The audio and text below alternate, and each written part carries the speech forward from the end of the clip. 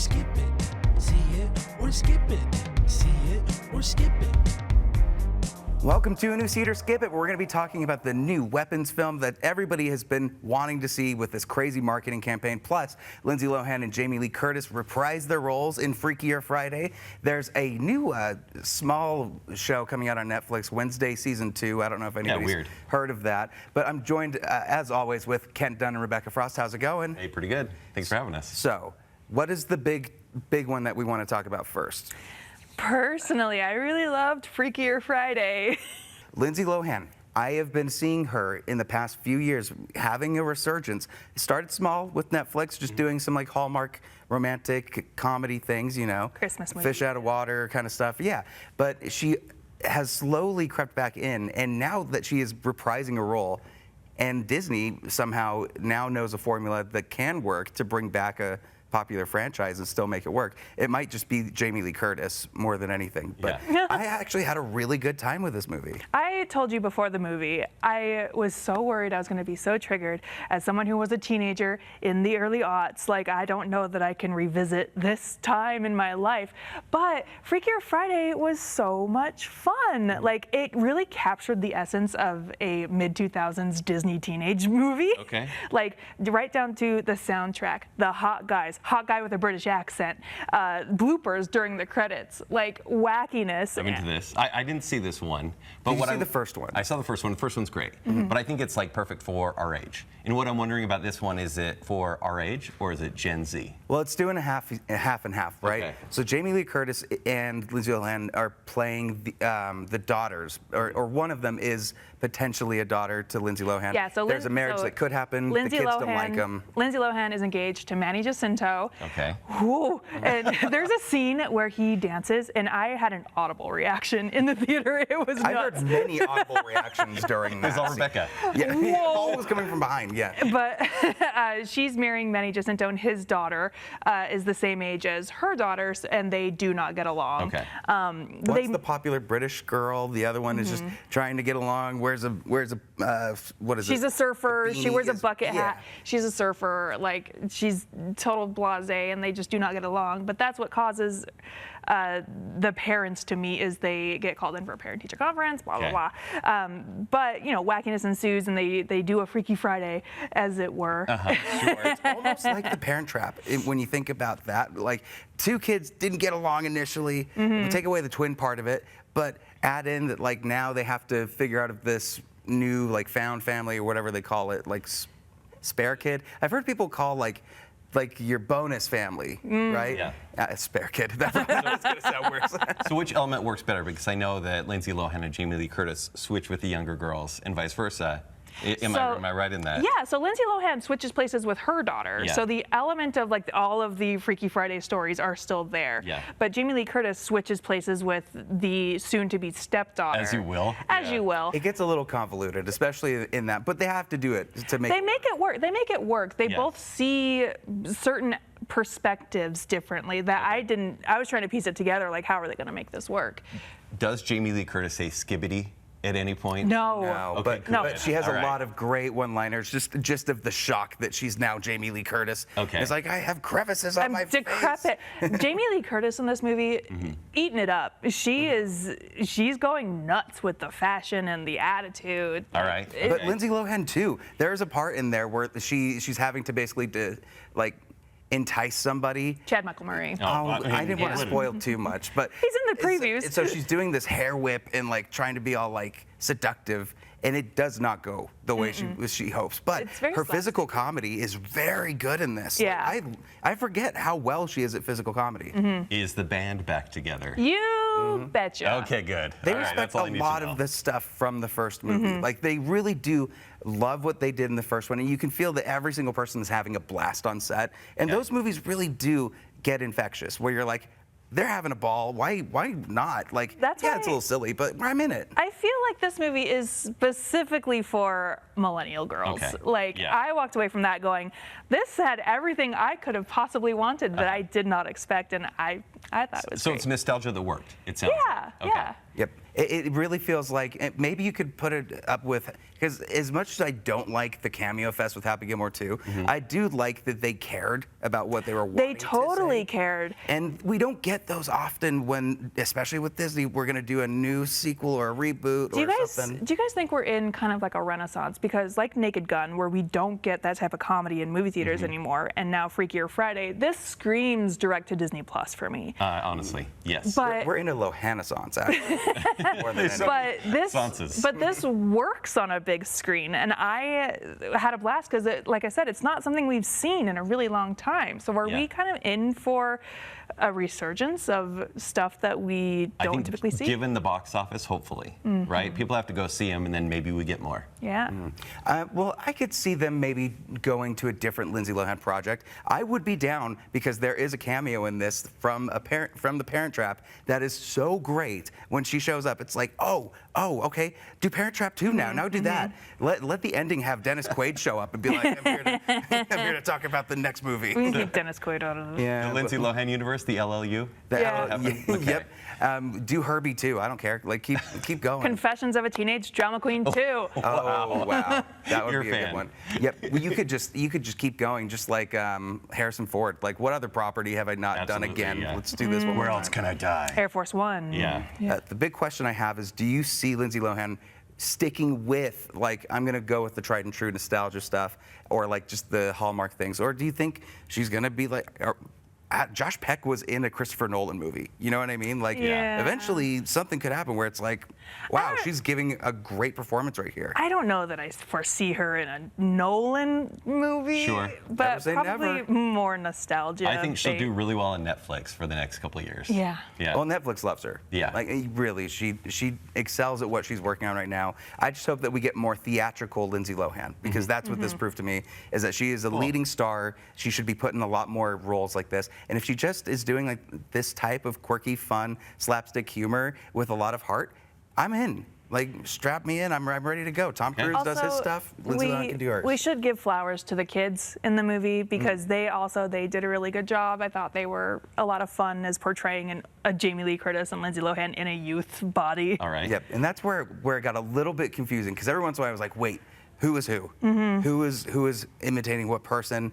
And then once it gets to the ending, where everything just kind of just sets up and falls into place, you can look at the story structure and be like, you could pick apart a lot of stuff, right? It's not perfect by any means, but it's still very entertaining. So I'm going to say see it. Rebecca, what about you? Oh, yeah, see it, absolutely. I'm gonna see. So that being said, Kent, see it. Fine, Yeah, geez. Ken. Go on a okay. date. Have fun with it. Finally. Well, Go by yourself. oh, you don't want to go by Chad yourself. Michael Murray. That's what I kept whispering during Weapons, weirdly enough. Where's Chad Michael Murray? I'm out of this place. That's one you don't want to go to a theater alone to watch. We all watched Weapons. Yeah. I made sure to go to it as full of a theater as I could. On an IMAX screen, no less, for me. Oh. I don't know if that was good. I went and saw this one at 2:17 p.m. You went to one of those? And I was like, why is it 2:17? And then the movie makes sense of it. But I'm like, way to go. Yes. Well, and to not give a lot of spoilers about this, the premise is at 2:17 a.m., a classroom of kids just vanished, ran off into the night, never to be seen again. Now there's one student left. There's a teacher. The community is shocked. They don't know what's going on. Josh Brolin decides he's going to take it upon himself to figure out exactly what happened with this teacher. The teacher is an alcoholic. She's trying to like get through this horrible trauma that happened to her. The film is done in a lot of different chapters, not necessarily like a 3-act structure. It's going through different characters that are all surrounding about 2 days worth of an experience. Yeah. But Ken, what did you think about this? Incredible storytelling.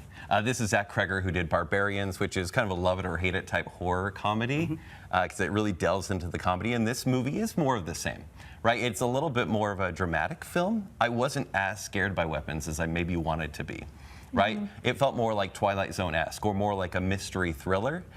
With some really messed up parts. And but the whole time I'm sitting there going, okay, I'm not scared yet, but I cannot stop watching. Yes. Like the way they tell the character story in 15 minutes and then move to someone else's and tell a different perspective, I was like, keep it going. unfold. And when it gets crazy, it gets crazy. Rebecca, what did you think of this? Oh, I loved it. The Rashomon storytelling style.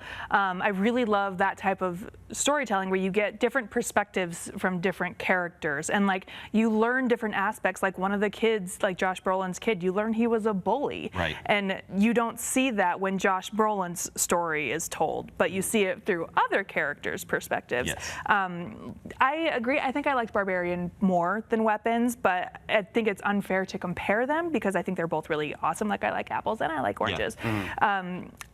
And like you said, it's way more of like a mystery thriller-y type. Zach Cregger does an awesome job of establishing an atmosphere of dread. And there are some scenes, I will admit, I did get up to use the bathroom at one point and I came back and it was dead silent in the theater. And I felt embarrassed climbing back up the stairs when it's like dead silent. You could hear a pin drop. Well, Zach Cregger, this is his second film, right? Yes. And by no means is this a sophomore slump. Like, no. Sure, maybe Barbarian was like more entertaining for us, but I think a lot of the marketing both enhanced my viewing for it because I was just curious through the entire thing, but it might have also set up a little bit of disappointment because you're looking for whatever this big reveal is, and that's not necessarily the story that this movie is trying to tell. It's much more trying to give, like a Rashomon, here's different viewpoints of something that happened, and then kind of reveal a little bit, but still leave a lot to be unanswered. I think it's actually an evolution. Like I do think like he's leaning more away from the horror and more into cinematography and cinematographer that really that works did everything and doesn't everywhere. come out of left field, for example. Character writing. I think it's a better film. It's just maybe not as scary. Yeah, I would 100% agree with what Ken says. See, and sometimes Barbarian is scary in the sense that, like, if there's just some naked old ladies sprinting straight at you, there's going to be a level of fear. No, don't get me wrong. There are moments in this movie where I was like, I don't want to see this right now. This is awful. And then you're also laughing your face off. And that's what I was going to bring up, because what this balances way more than Barbarian did. Barbarian has a sharp turn, and you're either on board with that turn or you're going to be very disappointed. Yeah. This has a great balance between giving you this horror and horrifying visual imagery, especially like some of the jump scares. I'm not a big fan of jump scares. They were very effective in this. Yeah. I couldn't anticipate it. I like when it's dark, it's like, okay, grab the chair. It's a dark scene and they're in their house. But I seriously did not expect how much of the scares were effective. But the humor really floored me, especially within the end. A lot of those, like we watched 28 Years Later, turns into something that could be looked at as a Power Rangers comedic scene, totally threw off the entire vibe for me. This one only enhanced it. Yeah, totally agreed. Yeah, Zach Cregger, one of those directors, comedian turned horror writer. So like Jordan Peele, Danny McBride, like they have such a grasp on human emotion and how to elicit an emotion from you that's why they are so good at horror writing too. Overall, I think I had a great time with it. This is something that you should definitely go see in a theater. See with a packed crowd. Opening weekend, I think I need to make that qualifier from now on. If you're going to see it opening weekend with a crowd. If not, I think it's still worth it once it comes out on streaming or VOD. This is one of those horror movies that's going to be listed in the top 5 of the year. Yeah. Oh, for sure. And I kind of disagree. I do feel like this movie was hyped up as one of the best horror movies of the decade. And I think it's great. I think it's excellent. I don't know that I'd call it one of the best horror movies of the decade, but I do see it in my top 10 for the end of the year. And I do think it will get better on rewatch. Well, strangely. Oh, yeah, you know for what? sure. I don't think it will, Okay. to be honest. I think the whole story is predicated on the mystery. Once you know the mystery, is that rewatch going to really matter? The performances are still great. The performances are stellar. Okay. Yeah. And what I love about this type of movie too is it doesn't explain itself. It just, here's the reason for the thing that is happening. And you're like, but what's the lore? But what's the lore? You You're know. not going to get it. But I had the same thought. There was a scene early on where I was like, oh, I bet this is awesome on a rewatch. And I bet there's a lot of little stuff that you can pick up that you maybe didn't catch on the first watch through. Yeah, that was completely different for me. I was like, man, this is great for this, but I don't know if I'm ever going to go back to like do a second watch just because it all got told. Sure. Yeah. We'll see. We shall see. But at the end of the day, this is to see it for all of us, right? To see it. Absolutely. Well, jumping into streaming, we actually got a few things out. Wednesday, season 2. Now the Addams family are fully integrated into the school. Pugsley is involved, and a lot of remnants from last season are coming back to haunt Wednesday. She's seeing this vision. She does not know what it actually means, but is confident that she's the one that's supposed to stop what happens from happening. What did you think of this, Ken? I think the hard part for me with streaming shows is it takes 3 years to make them. 3 years. And while Jenna Ortega is still Wednesday, she still does a great job. You say, justify yourself. If I've waited 3 years for the story, make it better. And it doesn't. Really? It doesn't for me. I'm glad we're on different couches. Right, yeah, I know. Sorry, there's more Tim Burton in this season. I think some stop motion storytelling, some of the monster effects are great. But it's just more of young adult fiction feel.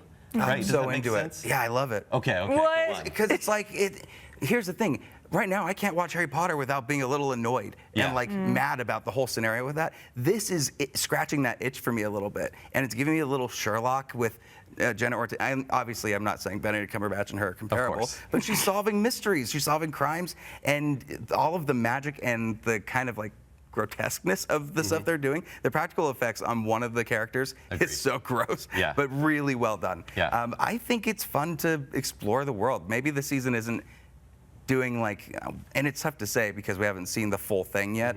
We've just kind of got the setup for it.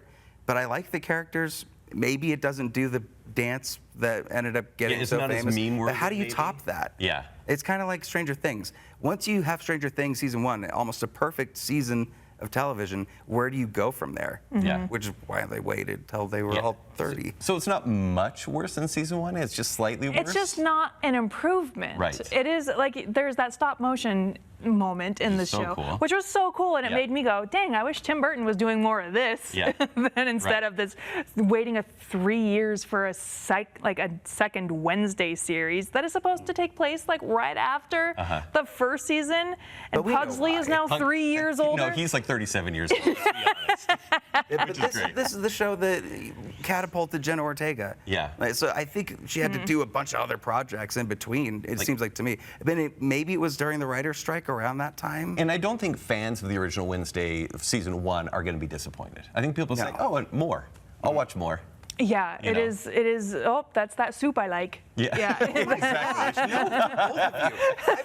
But it's like potato soup. So much, because I've been watching and listening to the Wednesday soundtrack. Even Catherine Zeta-Jones gets to sing, and it's like Chicago. Gaga is going to release a song for Wednesday, and Tim Burton's directing the music video. Like, yeah, I'm so glad I she guess gets second I can place, get on board with that. Catherine Zeta-Jones crushed it with her rendition. Like what was it? Pale Moon Rising. Yeah. And they do a rendition of that. Completely change the key, make it sound a little bit more sad and somber, and it works so well.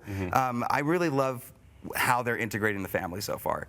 I think Pugsley's B story is going to eventually, it has collided with everything else, but where they end up taking him, I'm not so sure. Hopefully that pays off. But I've loved the dynamic between Wednesday and Morticia. It's great. Like this season has been that more than anything, is them clashing with ideas with, no, you don't understand the thing that you're so confident about, and it's going to lead to destruction if you keep pushing it.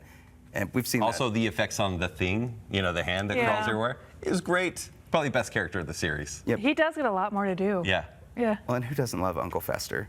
Yeah. Come on. So weird, but yeah. Oh, man. You know, I'm happy for you. We're going to see the I'm happy for you. And then we'll talk. Who's excited to see it. But for me, it is a see it. I think everybody should check it out. I don't know when the second half is going to drop. September 3rd. September 3rd. Okay. Why not October? I don't know. It's, I disagree with Netflix on so many of their choices, but that's... I don't mind the strategy of cutting it in half. Yeah. Like one half drop and the other half drop. I do. Episodic right now is getting a little tough, especially when it like drops immediately. You're like, I want to watch everything, and they've still got like 4 or 5 more weeks worth. We're spoiled. And we used to do this all the time. But remember The Pit? Remember when The Pit was airing, and every week it was Pit Week for like 20 weeks? Yeah, I'm just glad they're at least like withholding a little instead of just like dump the whole thing out. Hope that it works and people like it and it tracks from there. I don't know how they do stuff. They've got AI all over that Netflix stuff, I bet. But okay, what is it? Verdict. See it if you like the first one. It's fine. Yeah, I feel bad. I literally just do not care about Wednesday. And so see it or skip it. For me, I don't, whatever makes you happy. All right, I'm sad inside and my day's ruined. Let's move on to the next show, which is King of the Hill. I watched every single episode. Hank and Peggy have been gone for over a decade now. 10 years. They were in Saudi Arabia. Saudi Arabia. Yes, Saudi, yep, for what was it? They worked Aramco. for propane, yeah.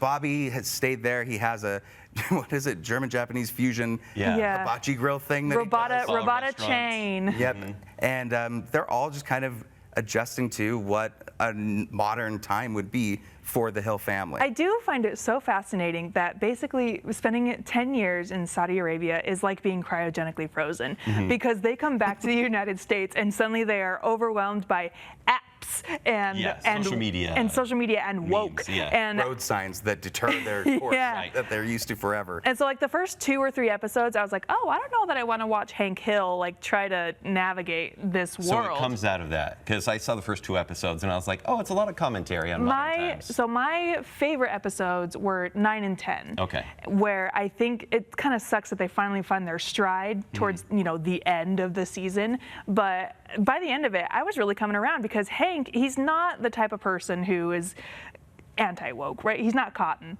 but he's a man willing to learn and adapt, and he does, and it's nice to watch, and I thoroughly enjoyed the season by the end of it. There was something about this season, especially with returning with not everybody, and we know the tragic loss of John Redcorn, Jonathan Joss, and then obviously Brittany Murphy way back in the day, and Dale's as voice well. actor. Like those are main cast members that I really was like, how are they going to still bring us comedy without listening and hearing a subtly different voice and be like, oh man, and just be reminded of it. I think for the most part, they actually nailed it. They did really good. Yeah, I thought Dale's voice actor was awesome. I was very impressed with that. And I like where Dale's character's gone. Everybody has like a natural progression of once COVID just like made everybody get crazy. Turned everybody crazy. Everybody went crazy in King of the Hill for a few episodes. Yeah. I think it's going to be one that people can check out. And now I feel like we're in this modern time of animation where all the old animation's coming back. So Futurama's back, King of the Hill's back, Simpsons. We can watch a Sunday Fox animation night now. South Park. So I grew up, watching yep. Simpsons, and then King of the Hill was on after, and I was like, why do people like this show? Like, I never really quite got it. Have you revisited it recently? No. And so I have. So I have. With age, it gets better. With age, now that I'm an adult. Do you have to be like 40? No. Just the humor wasn't as in your face as the Simpsons. Well, I don't even think it's like a ha-ha show. I think it's like I like these characters sort of comedy. Yeah, if you watch it again now as an adult, because I started rewatching it a couple of weeks ago, and I was like, oh, this show's actually like really funny. All right. Yep.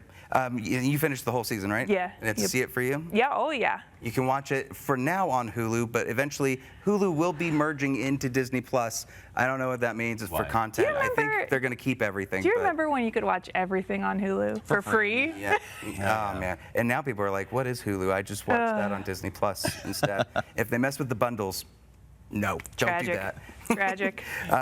There's also something that came out on Prime Video called The Pickup. This is Eddie Murphy, Eva Longoria, and Prime Video. Name a better combo. She was just on another show. Yeah. Prime Video is on fire right now. Yeah. In the worst possible way. Yep. And Ice Cube is watching on his monitor going, whoa, dang. Get out of there. The Pickup. Keke Palmer is in this. Yeah. Pete Davidson, Eddie Murphy. You would think that this would be a comedy trio that is, first, a great pairing, and that you're going to get a lot of laughs. So why was there next to nothing for Keke Palmer? This is more action comedy with almost no comedy. They try. They're just always mad at each other. This is impatient Eddie Murphy. And he's been doing that for a couple decades now. But it's like Pete Davidson is the young armored car driver, and we're going to get annoyed with him. And Keke Palmer is just the leader of this heist and unwilling partner, and it just doesn't work. None of them really seem like they're in the same room at any time. Well, again, that's funny you mentioned, because it feels like it's beat for beat, no heart. Like there's just nothing to it. It's, we're going to say our line, we're going to do our scene, and then we're moving on to the next part. Some of the back and forth between Davidson and Murphy work pretty well, and I would like to see like this cast in something that's worthy of them. Problem is, the substance of this movie just totally falls once you start thinking about any of it. They did use a lot of budget. There's a chase scene about 30 minutes into the movie where I'm like, this is just an action movie. This is near ambulance levels of violence right here. But then it just falls apart completely. So I guess, spoil it, do they pick it up? They say pick up about 47 times. Oh boy. We're not picking up what they're throwing down, though. No, but it's one of those movies where you're like, oh, the movie's done. There's still 45 minutes left. Oh, and so they're going to no. meet a new crime boss, and a new crime boss that sits there in their chair and goes, welcome. Oh. Let's do this deal. And you're like, I don't care anymore. Yep. Yeah. I think Heads of State really was the best we're going to get from Prime, Prime this year as far this as year. action. Well, I don't know, Reacher. There was a new Reacher this season. Yeah, It's but a Preacher's a lack of little more Reacher. serious. Yeah. Yeah. Like the comedy, I think Idris Elba and John Cena crushed it more than Eddie Murphy. I know. And people Yeah. like that, I can't fathom that. I hope they enjoyed the money that they got and that And their they continue to do more. Their $1,000 Amazon gift card. Yep, they probably all got. Yeah. Okay. Well, with that being said, we're about wrapped up with this. But before we, actually, there's one part that I want to mention with Okay. this movie because Eddie Murphy, it's his anniversary on it. Oh, it is, yeah. It's his 25th anniversary to his wife Natalie. Funny enough, on today, it is my anniversary with my wife Natalie. Okay. It's our 10-year anniversary. So Yeah, how nice. I What have are you to gonna make sure pick to up? call it her. And then yeah, We're pick all up going to go on a lines. bank heist together. Yes. So you know. Yep, exactly. So to Natalie, I love you. Thank you for making me be able to do any of this possible. 10 years? Are you kidding me? It's amazing. Oh, no. That's cute. Yeah. That's really cute. I'm glad I could be here for this. Well, with that being said, that about does it for this week's See It or Skip It. Make sure that you go to our YouTube and Facebook page, like and subscribe to all of the stuff. Kent, tell us where the people can find you. You can listen to the Bacon Cell podcast or read my reviews at ShowtimeShowdown.com. Rebecca, where can they find you? You can find me every week on Geek Show Podcast or on X and Instagram at YouGrossRebecca, and I am happy for you and Nat. I was just being I don't silly. know. We'll see. I was just She was being also silly. on Good Things Utah this morning. You can check that out if you go to hc4.com right now. With that being said, take a look at what we're going to be talking about next week, and we will see you at the next review. I'm curious what hurts most, stunt work or having to rewrite a sketch at the last minute?